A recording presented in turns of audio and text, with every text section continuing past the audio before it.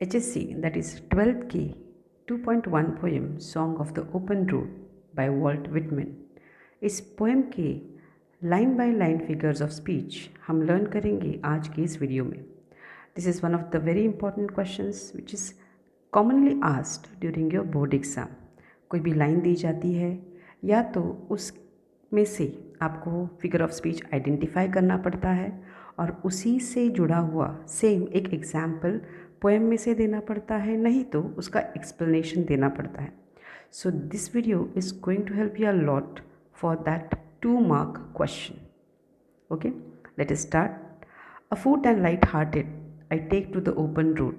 इस लाइन में हमको फर्स्ट फिगर ऑफ दिखता है, figure of speech, that is metaphor. In this line you can see the road has been indirectly compared to the road of life. यानी उस रास्ते का कंपैरिजन हमारे ज़िंदगी के रास्ते से किया गया है स्पीकर की. सेकेंड एलिट्रेशन आप नोटिस कर सकते हैं, यहाँ पर टी टेक टू इस टी साउंड को रिपीट किया गया है to create poetic effect. Second line is healthy free the world before me. इस लाइन में हम आराम से देख सकते हैं कि इन्वर्जन फिगर ऑफ स्पीच है, बिकॉज एक्चुअल लाइन होनी चाहिए थी the healthy free world before me. So just to create poetic effect यहाँ पर ये वर्ड्स रीअरेंज किए गए हैं. Third line is the long brown path before me leading wherever I choose. सबसे पहले सिंपल फिगर ऑफ स्पीच आपको जो लाइन में दिखता है वो है alliteration, because L for long leading, ये एल साउंड रिपीट हो रहा है वर्ड्स की शुरुआत में. And second figure of speech है पर्सोनिफिकेशन, जहाँ पर रोड को एनिमेट क्वालिटी दी गई है of leading, as if any person leads, जैसे कोई इंसान आपको लीड करता है, गाइड करता है, उस तरीके से यहाँ पर स्पीकर कहता है that road is going to lead me. Okay, then the next line is henceforth I ask not good fortune, I myself am good fortune. Simple figure of speech आपको यहाँ पे रिपीटेशन दिख रहा है, because I, good fortune, ये words यहाँ पर आपको रिपीट हुए दिख रहे हैं. And here specially these words have been repeated to emphasize that the poet is well aware and confident about his qualities, potentials, that he is going to make his own future. Next line है henceforth I whimper no more, postpone no more, need nothing. Again यहाँ पर आपको n sound repeat हो रहा है, दिख रहा है, n for no, n for need, n for nothing, and plus repetition word है बिकॉज नो मोर, ये दोनों वर्ड्स वापस रिपीट हो रहे हैं. And here this no more इस बात पे स्ट्रेस कर रहा है that the poet does not want to whine or postpone his journey any. Then the next line is done with indoor complaints library querulous criticism. अब in this poem, in this line specially हम देख सकते हैं कि S sound जो है repeat हो रहा है. What is S? You can see sir, complaints, libraries, criticisms, querulous. So यहाँ पे एस साउंड रिपीट हो रहा है कंसोनेंट, इसलिए यहाँ पर कंसोनेंस फिगर ऑफ स्पीच है. Whereas one more figure of speech you can make it out here, that is alliteration, क्योंकि यहाँ पे के का साउंड रिपीट हो रहा है स्टार्टिंग में. You can see here quarrels and criticism. यहाँ पे क्यू और यहाँ पे सी ज़रूर दिख रहा है, बट इसका रीडिंग प्रोनाउंसिएशन क दैट इज़ के हो रहा है. इसके लिए ये एक फिगर ऑफ स्पीच मिलता है. And one more is transferred epithet. अभी ट्रांसफर्ड एपिथेट कैसे? You can C in this line, यहाँ पर कहा गया है क्वेरलस क्रिटिसिज्म. अभी क्वेरलस का मतलब क्या है? कंप्लेन करने वाला, कंप्लेनिंग. तो क्या हमारी क्रिटिसिज्म यानी हमारी जो शिकायतें हैं वो कभी शिकायत नहीं करती, but it is the people who criticise. जो लोग रहते हैं जो आपको क्रिटिसाइज़ करते हैं वो बार बार कंप्लेन करते हैं. That means the quality of people, जो उनकी क्वेरलस क्वालिटी है, वो इंसानों के जगह पर क्या कर दी है? उनके क्रिटिसिज्म पर लगाई गई है, और इसलिए यहाँ पर ट्रांसफर्ड एपिथेट है. ओके, क्वेरल जैसे जो ह्यूमन क्वालिटी है, पर्सोनिफिकेशन यहाँ पर नहीं आएगा, लेकिन यहाँ पे जो क्वेरलस क्वालिटी है, जो ह्यूमन है, ये उनकी जगह पर उनकी जो एक्शन है उसके ऊपर क्या कर दिया है? उन्होंने इम्प्लाई कर दिया है. Okay, so you can find it is transferred epithet figure of speech. Then next है strong and content I travel the open road. Simple line है, सिंपल फिगर ऑफ स्पीच है, consonance, because R sound repeat हो रहा है. Strong, road, travel, र र र. Next line है the earth that is sufficient.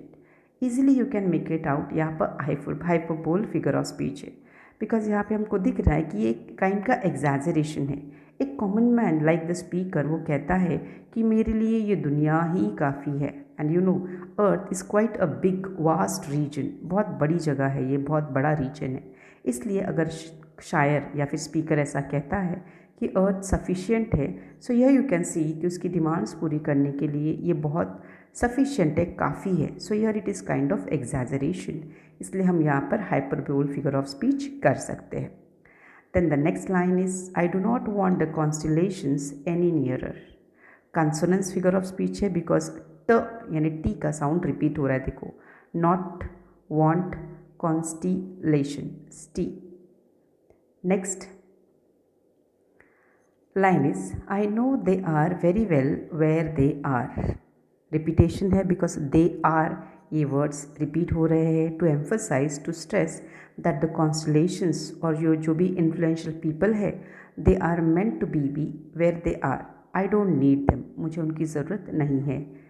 Alliteration है, बिकॉज व का साउंड रिपीट हो रहा है. यू कैन सी ये व, वेरी का व है, वेल का व है, वेयर का भी व है. I know they suffice for those who belong to them. Alliteration है, बिकॉज यहाँ पे द ये जो सिलेबल है उसका साउंड रिपीट हुआ. देखो, दे का द, दोज का द, देम का द, ये सिलेबल पूरा रिपीट हो रहा है, बिगिनिंग साउंड. इसके लिए यहाँ पर एलिट्रेशन फिगर ऑफ स्पीच पाया गया है. Then you have still here I carry my old delicious burdens. Paradox, ये आपको ब्रेनस्टॉर्मिंग में या फिर जो आपको टेक्सचुअल दिया गया एक्सप्लेनेशन है उसी में बताया गया है कि डिलीशियस बर्डन्स, बर्डन्स यानी क्या, बोझ.